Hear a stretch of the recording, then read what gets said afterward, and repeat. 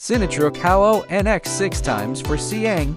Vacuum sewage suction truck features a 15 cubic meters tank made of 6 mm Q235 carbon steel with full shot blasting and baking paint, DN150 stainless steel, discharge ball valve and DN100 stainless steel suction inlet with inner buffer, plate and 3 sight glasses.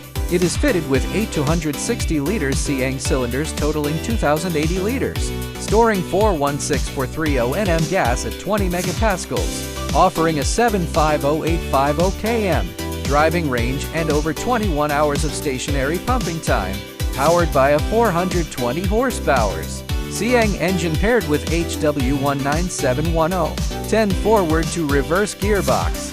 Gross weight 25,000 kilograms.